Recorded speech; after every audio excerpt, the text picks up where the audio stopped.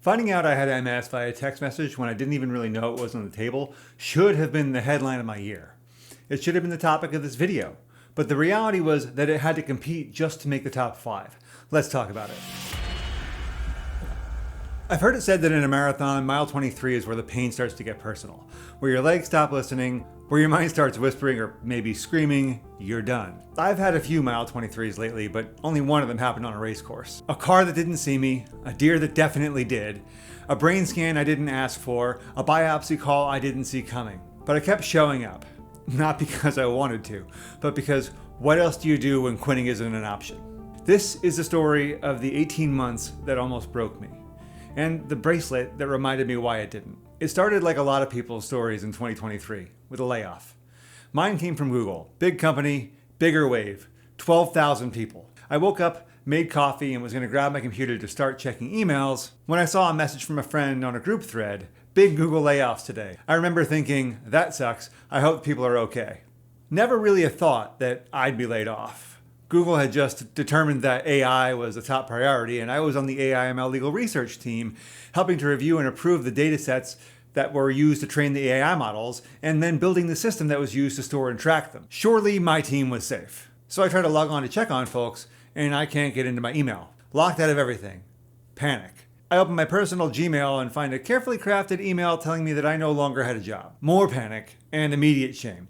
I told my wife right away, and she told her boss that she had to come and work from home. She knew I was not going to take this well. I shot my former boss a message on Instagram, it was either that or a text, since I couldn't messenger on the corporate network, to ask if she knew. It took me way longer than it needed to before I responded to the group chat that I had been one of the people laid off. I want to say that I was a model of resilience and that I just shook it off.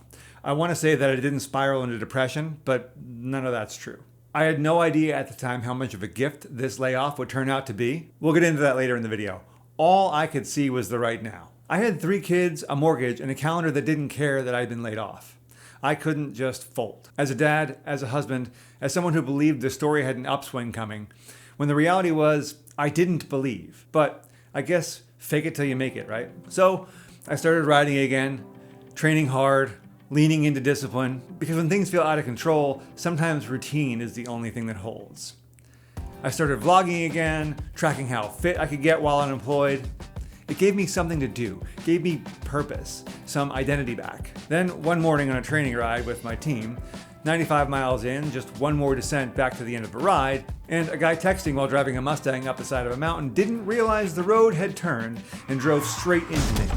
Both knees wrecked, my bike in pieces, and before I could even get the surgery to fix my knees, I had to do prehab. 2 months of pain just to qualify for the pain that came after. So the day before the surgery, I did what anyone else would do and booked a hotel next to the surgery center. Then I rode my bike 100 miles from my house to that hotel so that I could go to the surgery the next day. I didn't do it for the drama. I did it because I needed to feel like I was still the one writing the story. Like maybe, just maybe, I was still in control, at least of something. After the surgery, I did everything right. Rehabbed hard, followed instructions, strength work, patience, persistence. I was finally cleared for a solo outdoor ride again. It was supposed to be easy. I wasn't even going to ride that day, at least not outside. I had a really important panel interview in a few hours. My daughter forgot her gymnastics clothes, so I was going to stop by her school to drop them off for her. Okay, I'll take back roads, stay away from the cars. And then it hit me sideways at full speed. I went down hard. Road rash, blood, gear scattered everywhere. I couldn't get up. I crawled off to the side of the road and tried to call for help, but my phone was smashed. So I just laid there on the side of the road until 2 landscapers on their way to work drove by in their truck. They stopped, gathered all my stuff, put it in the back, and I was able to get up and get into the truck, and they took me home. So much pain. Whatever, I'd crashed before. Yeah, I was in pain. Maybe I broke my hand or my wrist. Maybe I broke my ankle. And I was certainly bleeding a lot, but I still had an interview. I took the interview, 4 hours of it, bleeding through my shirt, and then went to the ER. Everyone thought I'd been hit by a car. Nope, not this time. That was last time. This time it was a deer. Wow, I've never heard that one before. I vividly remember laying there in the hospital bed. The doc walked in. Well, you didn't break your hand or your ankle, so that's good. You did, however, break your neck. Twice. What now? That was not on my bingo card. I mean, getting hit by a deer wasn't either, but a broken neck? The worst part wasn't the pain. It was the realization that I wasn't actually okay. I'd convinced myself I was still in control, still tough, still upright, but I wasn't. That was the moment when I stopped pretending the story was going to make some kind of sense. It wasn't a redemption arc. It was just happening. One insane chapter at a time. After the crash, I needed imaging. Standard stuff, CTs, MRIs, full spinal workup. They needed to keep an eye on the fractures and make sure they didn't miss anything else when everything was so swollen. Instead, they found something else. I was walking out of a physical therapy session when I got a notification on one of my apps about new test results that had come in. So I opened it up. You have multiple sclerosis. That's it. Written there, plain as day, in an app. No call, no face-to-face, just cold sans serif. MS. I didn't even know what to feel or how to feel. I didn't have time to feel. I had kids to feed. A job that I had barely started. I didn't have space to fall apart. So outwardly, professionally, I stayed composed. But privately, it broke something. My family and close friends got the real story, but I stayed quiet about it, not telling almost anyone until right now. There's a unique kind of terror that comes from realizing your own body is the threat. I survived the car, the deer, the broken neck, but this wasn't something I could rehab my way out of. This is my immune system versus my brain. Me versus me. And it's a fight you can't win. Not really. I wish I could say that was the bottom. That after the MS diagnosis that things got better. That I found clarity or peace or meaning. By the time I got the thyroid scare, I was already on edge. A car had hit me, a deer had broken my neck. I'd been diagnosed with a chronic neurological disease. So when they found a mass on my thyroid, I wish I could say I didn't panic, that I just paused. But the truth is that I melted down completely. I'd have gone completely off the rails without my wife, kids, and friends holding me together. The biopsy was quick, cold, clinical. Then came the words I didn't want to hear. There's about a 30% chance it's cancer. I left the hospital that day without knowing the results. No closure, no clarity, just a question mark hanging in the middle of my throat. And that's the moment I decided, screw it, I'm running a marathon. I wasn't a runner. I'd never really run more than a few miles. But I needed something absurd, something impossible, something that I could choose. And I set a goal, not just to finish, but to break 4 hours. I didn't know if I had cancer. I knew I did have MS. And so I knew I needed a fight that was mine. A few weeks after, the results came back benign. Relief, but not closure. False negatives happen 1 out of 10 times. So every 6 months, I need to go back. Another needle, another scan, another maybe. But by then I was already running.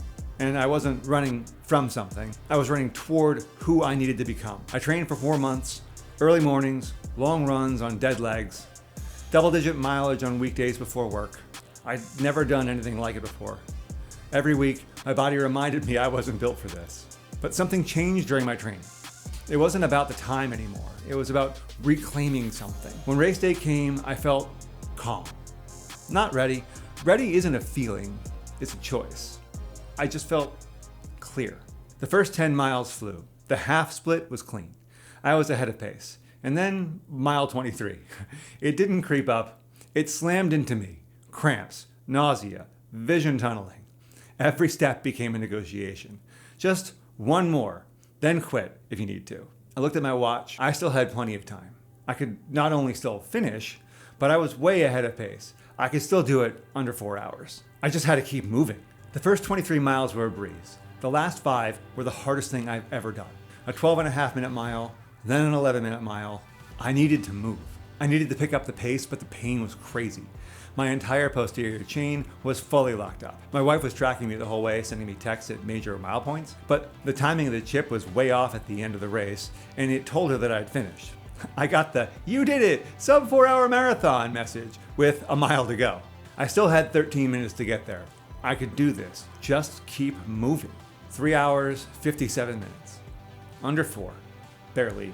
But I finished on my own terms and hit my goal. I was in so much pain I wanted to collapse, but I couldn't. I wanted to sit down, but I couldn't. I just kind of leaned against a concrete pillar for a while until I could collect myself and go get all my finisher swag and make my way back to the van. Don't lay down, don't go to sleep. You need to keep moving, was the advice that was rolling in next to the congratulations. It turns out the same group thread that I had talked about earlier, the one where I found out about the layoffs, yeah, they had been tracking my run too. I had no idea. Good as that advice may have been, as much as I wanted to take the advice, I collapsed on my bed in the van and just laid there, trying to take in salt and fluids. Then eventually I got up and drove 4 hours home. When I got home, I found a bracelet sitting on my desk.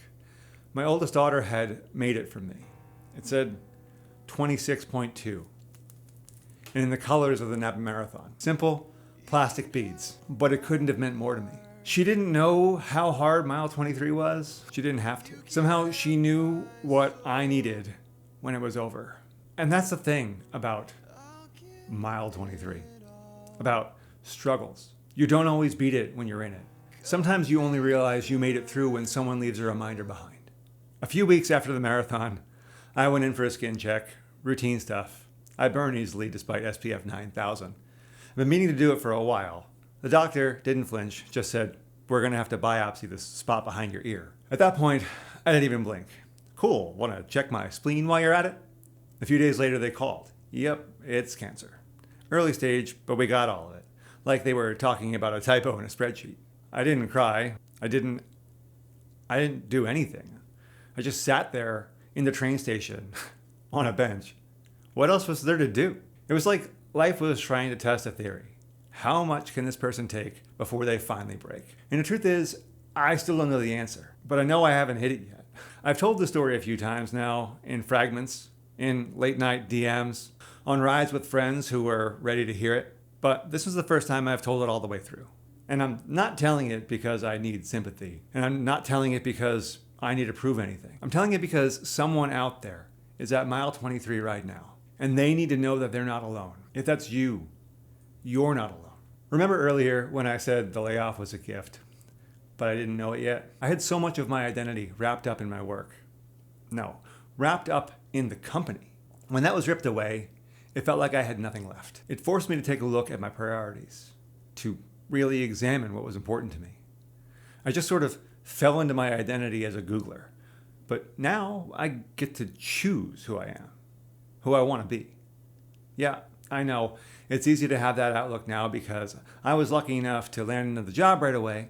I do understand how fortunate I've been. The other thing it provided me was perspective. In the ensuing years, I'd have some less than ideal work experiences, but perspective. If it were fun, it wouldn't be called work. So what is the point of all this? The point is you or someone you know is in a spot like this right now. If you're there, you don't have to be strong. You don't have to be optimistic. You don't have to pretend there's any glory in it, that there's some big comeback arc. But understand that the things that seem permanent right now often aren't. And even the ones that are, you can't control what you can't control. And when you sit with that and let it sink in, it can help you to process what you're going through. That's why I'm doing the Waves to Wine MS ride this September. Not because I'm healed, not because I'm fearless, but because I still can. And because too many people can't. And if you want to help, the link is in the description. I'm not asking you to ride, I'm asking you to reflect. What would your life look like if you didn't have to hold it together all the time? What would it feel like to move, not because you're running away from pain, but because you're running toward who you want to become? This was the 18 months that almost broke me, but it didn't. Not because I was stronger than it, but because I refused to stop at mile 23. That's all for now. Thanks for watching, and I'll see you in the next one. See the battle in between the now and not yet, interrupted by the presence of heaven.